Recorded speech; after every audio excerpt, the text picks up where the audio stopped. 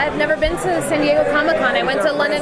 Yeah, it's my first one here, and earlier this year I went to the London Comic-Con. So it's my first. You're a virgin, Comic-Con virgin. I'm a Comic-Con virgin, but not anymore. So how are you liking the con so far? It's been incredible. I haven't had as much sort of interaction on the floor as I would have liked to, because we're kind of being ushered into different rooms and interviews and shoots and stuff like that.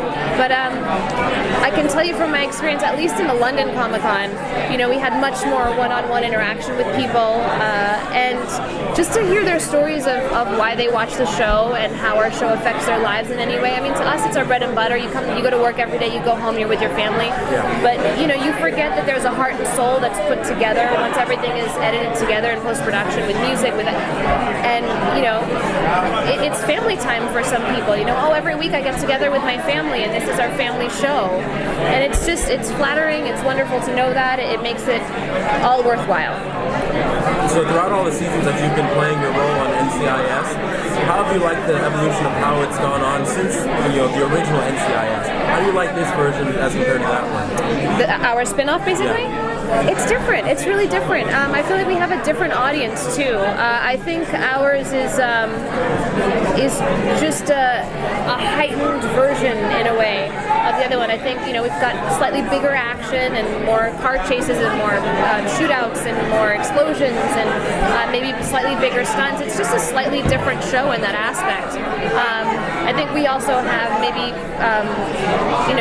more of a variety in terms of drama and action and comedy. We kind of, the other show also incorporates a little bit of everything for sure, but I think it's a more serious show. And then you have Los Angeles as a backdrop. Like, that in itself is kind of sexy. It's like sun and summer and not a lot of night work. We do a lot of, beachy things. So for us, it bodes well because we get to be home for dinner every night. So what's the dynamics like with you, Me and those two guys? My big brothers.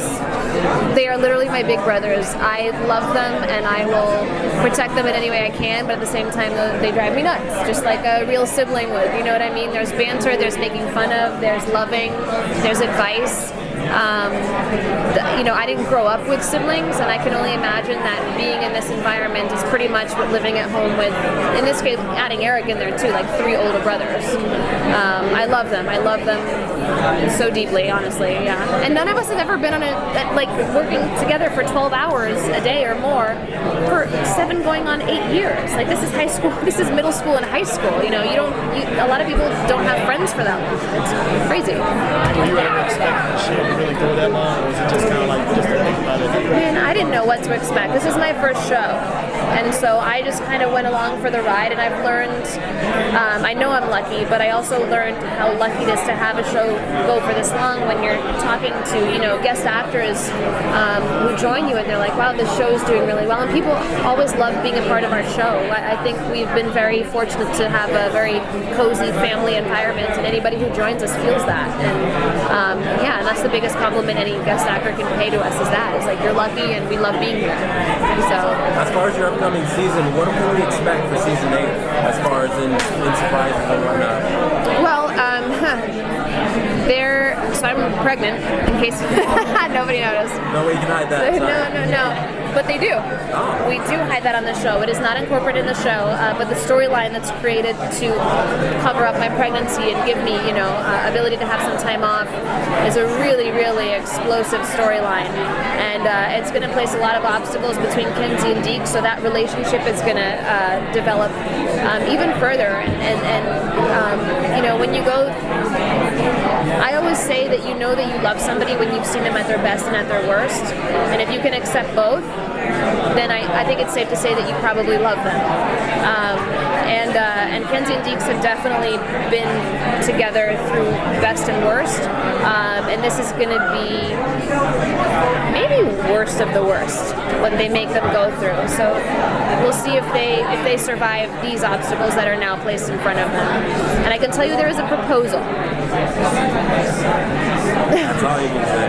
That's all I'm allowed to say. It's the bullet points I was given of things I'm allowed to talk about. There's a proposal, and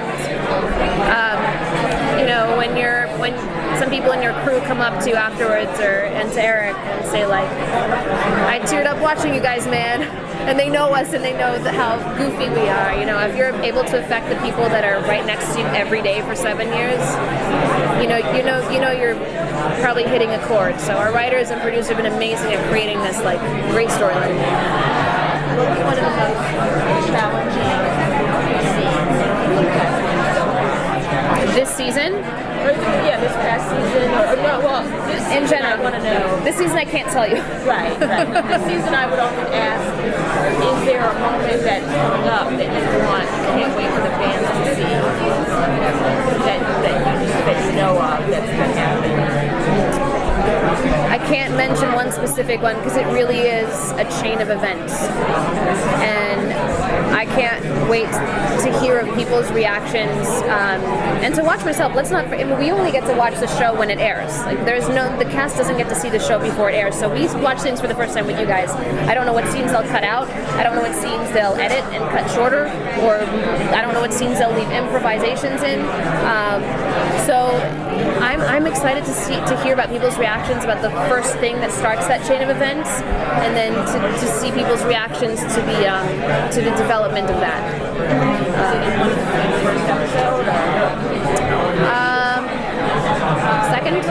Second episode. So then the other question is, of what you've done so far in this role, what was the most challenging scene or arc?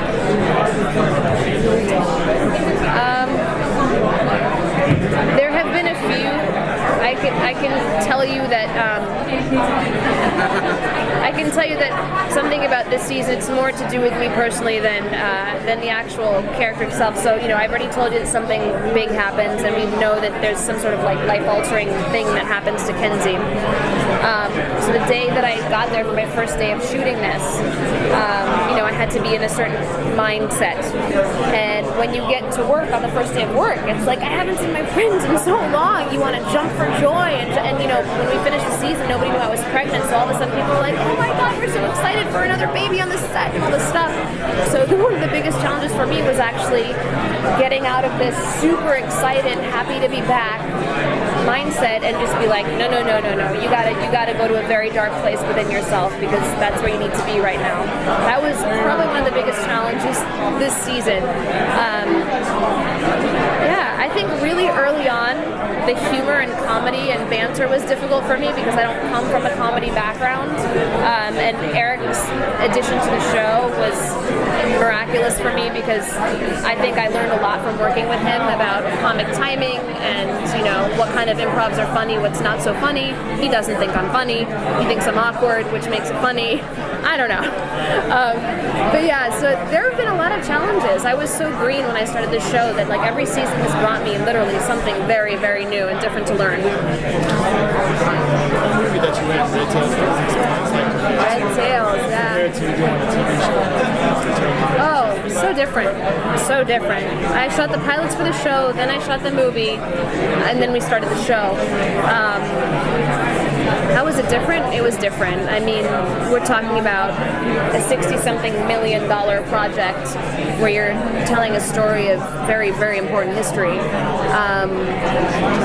And working with George Lucas and Anthony Hemingway, who's also an incredible director. It's just different. Movies, the beginning, middle, and end of your story in movies, and with a show that's been going on for 8 years, you don't know what they're going to throw at you and when. So there's always that unpredictability. I think that would probably be the biggest difference. Are you going to buy a shirt or something?